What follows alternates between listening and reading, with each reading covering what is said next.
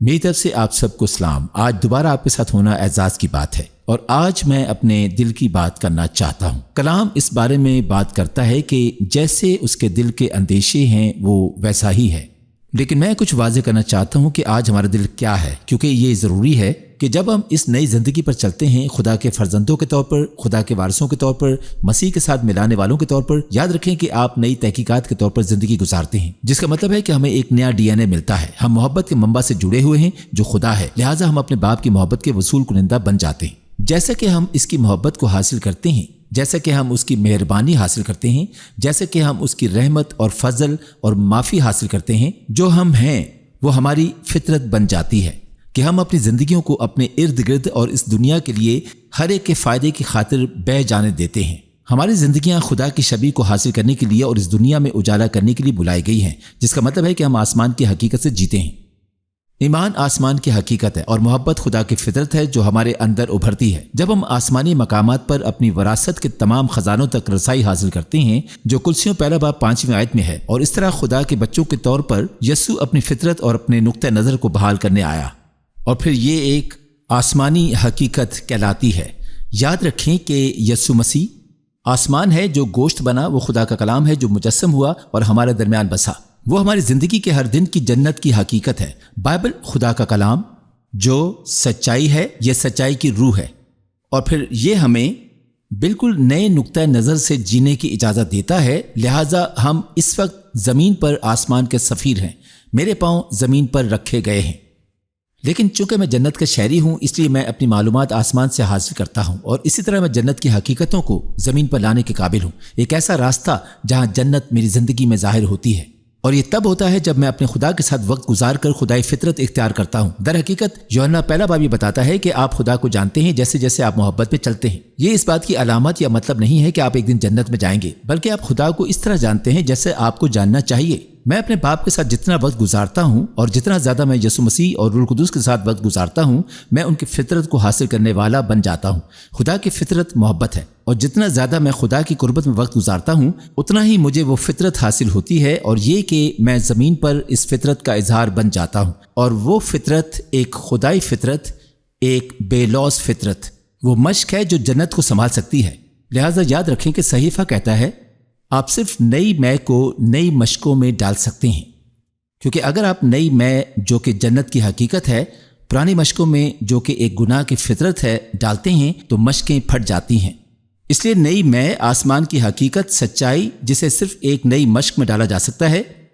اور یہ وہ مشق ہے، یہ آپ اور میں ہیں، ٹھیک ہے، جو ہماری خدائی فطرت کی بھرپوری میں نئی تخلیقات کے طور پر چلتے ہیں، اور کیسے ہمارے باپ اور خداوند یسوع مسیح اور روح القدس کے ساتھ قربت کے ذریعے جب میں اپنے دل کو رب کے سپرد کرتا ہوں، میں واقعی خدا کی شکل اور شبیہ میں تبدیل ہو جاتا ہوں۔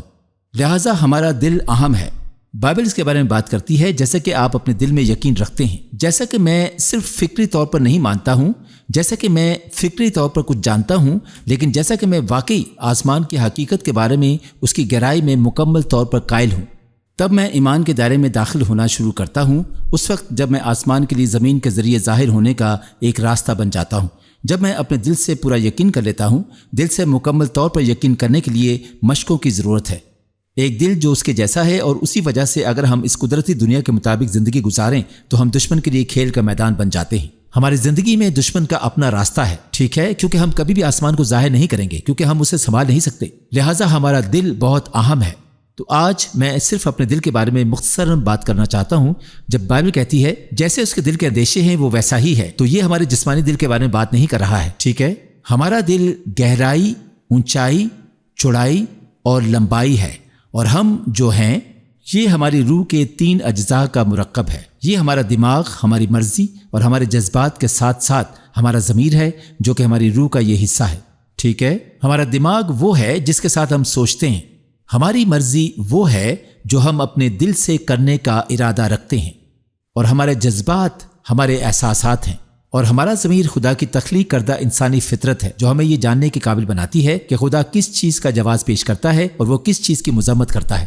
ایک اندرونی عقلی صلاحیت جو ہماری قدر کے نظام کی گواہی دیتی ہے،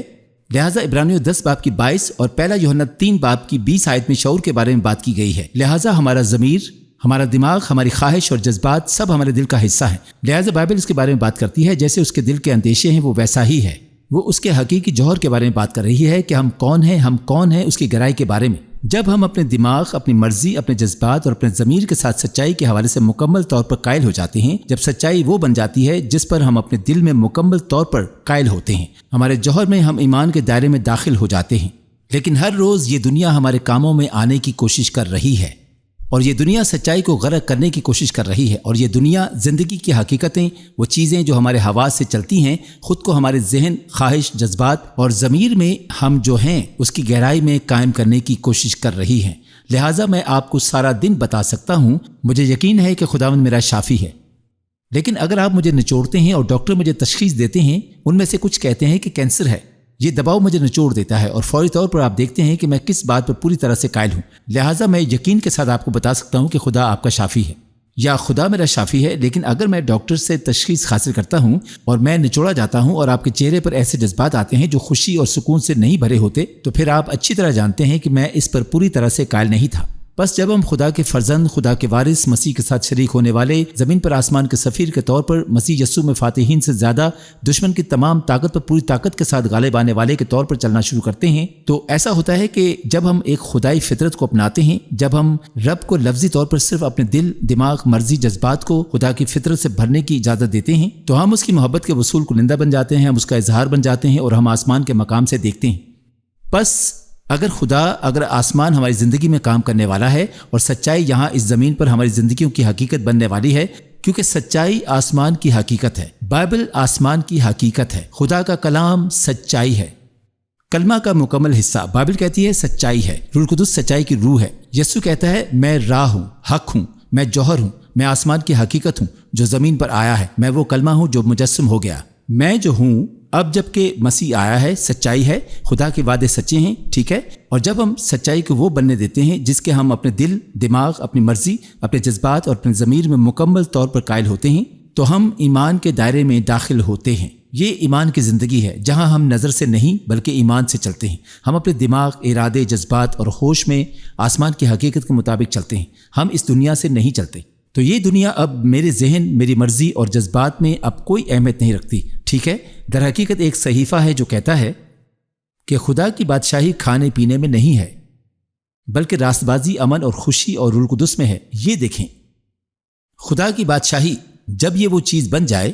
جس کا میں مکمل طور پر قائل ہوں، جب میں آسمان کی حقیقت کے مطابق زندگی گزارتا ہوں، جو صرف اس وقت ہو سکتا ہے جب میں روزانہ مروں گا، جب بوڑھے آدم کی خود پرستی ختم ہو جائے گی، کیونکہ میں اپنے خدا کے ساتھ اتنا قریب ہو گیا ہوں، مجھے اس کی محبت ملی، اور میں خدا کی محبت کی چوڑائی، لمبائی اور گہرائی اور اونچائی کو جانتا ہوں، جو علم سے گزرتا ہے کہ میں خدا کی تمام معمولی سے بھر گیا ہوں۔ تو میں اپنے باپ کی محبت میں بہت سیر ہوں۔ یہ ایک بابرکت زندگی ہوتی ہے، یہ ایک بابرکت زندگی، اپنے باپ کی محبت میں اتنا سیر ہونا کہ آپ اپنی زندگی میں جنت کی حقیقت حاصل کر سکیں۔ اور جب میں خدا کی بادشاہی، آسمان کی حقیقت حاصل کرتا ہوں اور اس کا میں پوری طرح سے قائل ہوتا ہوں، بائبل کہتی ہے پھر یہ تمہارا ذہن ہے جو آرام کرے گا۔ یہ تو خدا کی بادشاہی، راست بازی، خوشی اور امن میں ہے۔ جب جنت وہ ہے جس کا میں مکمل طور پر قائل ہوں، جب یہ میرے دل، میرے دماغ، مرضی اور جذبات کا یقین ہے۔ لکھا ہے جب خدا کے کلام کی سچائی وہی ہے جس کا میں پوری طرح سے قائل ہوں، اس دنیا کے باوجود کہ میرا دماغ سکون میں رہے گا، میری مرضی راست بازی میں ہوگی، جو کام میں کروں گا وہ خدا کے ساتھ صحیح مقام پر ہوں گے، خدا کے ساتھ کھڑا رہتے ہوئے، اور میرے جذبات خوشی سے بھر جائیں گے۔ جب خدا کی بادشاہی میرے دل کی حقیقت اور یقین ہے، راست بازی، میری مرضی راست بازی میں ہوگی، جو کام میں کروں گا وہ خدا کے ساتھ صحیح مقام پر ہوں گے، میرے دماغ کو سکون ملے گا اور میرے جذبات اور میرے احساسات خوشی سے بھر جائیں گے۔ یہ حیرت انگیز ہے۔ تو میں آپ کو یہاں کچھ صحیفے دیتا ہوں۔ امثال 23 باب کی 7ویں آیت کہتی ہے جیسے اس کے دل کے اندیشے ہیں وہ ویسا ہی ہے۔ امثال 15 باب 7 آیت کہتی ہے کہ داناؤں کے لب علم پھیلاتے ہیں۔ لہٰذا آپ اس شخص کو نچوڑتے ہیں، آپ فوری طور پہ دیکھیں گے کہ وہ کس چیز کے قائل ہیں، اور اگر زندگی کسی شخص کو فوری طور پہ نچوڑ دیتی ہے تو آپ کو معلوم ہوگا، کیونکہ وہ اس دنیا کی چیزوں کا اعلان کرنا شروع کر دیتے ہیں، جیسے او میں بیمار ہوں، یا میں غریب ہوں، یا پھر یہ قدرتی دنیا ایک حقیقت بن جاتی ہے۔ تو بس زندگی کو نچوڑنے میں دیکھیں ایک شخص کے منہ سے کیا نکلتا ہے، اور آپ دیکھیں گے کہ وہ اپنے دل میں کس بات پر پوری طرح قائل ہے۔ لیکن اچانک جب زندگی لوگوں کو نچوڑنا شروع کر دیتی ہے اور اچانک دل میں آنے والی تمام چیزیں، وہ خدا ہے، میرا یہوہ یری، وہی میرا شفا دینے والا ہے۔ میں جانتا ہوں کہ ڈاکٹر کہتا ہے لیکن جب خدا کی بادشاہی ہمارے دل کا یقین ہو، ہم ایمان کے ساتھ چلتے ہیں۔ یہی ایمان ہے، جب یہ دنیا ہمارے دل کا یقین رکھتی ہے تبھی ہم بے وفا ہوتے ہیں۔ جب ہم شک میں اور بے اعتقادی میں رہتے ہیں تو اس کا سیدھا مطلب ہے کہ یہ دنیا میرے دل کی دھڑکنوں میں داخل ہو گئی ہے اور میں اپنے دماغ، ارادے، جذبات اور اپنے ضمیر میں اس بات کا پورا یقین رکھتا ہوں۔ لیکن جب خدا کی بادشاہی اور خدا کے کلام کی سچائی اور اب میں جو ہوں کہ مسیح آ چکا ہے اور خدا کے وعدے وہی ہیں جن کا میں مکمل طور پر قائل ہوں، میں آرام اور سکون اور خوشی سے رہتا ہوں اور اعمال اور جو انتخاب کرتا ہوں وہ راست بازی اور خدا کے ساتھ صحیح موقف میں ہوتا ہے۔ اس طرح خدا لوکا 6:45 میں بہت مہربان ہوتا ہے۔ وہ کہتا ہے اچھا آدمی اپنے دل کے اچھے خزانہ سے اچھی چیزیں نکالتا ہے اور برا آدمی برے خزانہ سے بری چیزیں نکالتا ہے، کیونکہ جو دل میں بھرا ہے وہی اس کے منہ پر آتا ہے۔ مرکز 11:23 میں لکھا ہے جو کوئی اس پہاڑ سے کہے تو اکھڑ جا اور سمندر میں جا پڑ اور اپنے دل میں شک نہ کرے بلکہ یقین کرے کہ جو کہتا ہے وہ ہو جائے گا تو اس کے لیے وہی ہوگا۔ چلیں آگے بڑھتے ہیں۔ مجھے کچھ حیرت انگیز صحیفے دینے دو، میں آج زیادہ دیر نہیں کروں گا۔ رومیو 10:9 میں لکھا ہے اگر تو اپنی زبان سے یسوع کے خداوند ہونے کا اقرار کرے اور اپنے دل سے ایمان لائے، آپ کے دماغ، مرضی اور جذبات سے کہ یسوع ہی راہ، حق اور زندگی ہے، وہ آیا کہ میری زندگی جو میں اپنے طور پہ جی رہا تھا ایک جھوٹ تھا، اور اس لیے میں اپنے ذہن، مرضی اور جذبات میں اس لمحے تک آیا کہ یسوع ہی راستہ، سچائی اور زندگی ہے۔ وہ باپ کی طرف سے تحفہ ہے تاکہ میں خدا کے ساتھ تعلق میں واپس آ سکوں، اور میں ہمیشہ زندہ خدا کے ساتھ تعلق رکھنے کے لیے پیدا کیا گیا تھا۔ اگر آپ اپنے منہ سے اقرار کرتے ہیں کہ یسوع خداوند ہے اور اپنے دل میں یقین رکھتے ہیں کہ خدا نے اسے مردوں میں سے زندہ کیا ہے تو آپ بچ جائیں گے۔ آپ جانتے ہیں ہم اپنے دل، اپنے جسمانی دل کی طرف اشارہ کرتے ہیں جو یہاں ہماری پسلی کے نیچے ہے، لیکن واقعی اس بات کا نچوڑ ہے کہ ہم کون ہیں۔ جیسے اگر آپ جاننا چاہتے ہیں کہ میں کون ہوں، میں مکمل طور پر ہوں۔ میرے ذہن، مرضی اور میرے جذبات اور میرے ضمیر کی ساخت جس کا میں قائل ہوں اس کی گہرائی میں کہ میں کون ہوں۔ زبور 139:23 میں لکھا ہے اے خدا تو مجھے جانچ اور میرے دل کو پہچان، مجھے آزما اور میرے خیالوں کو جان لے۔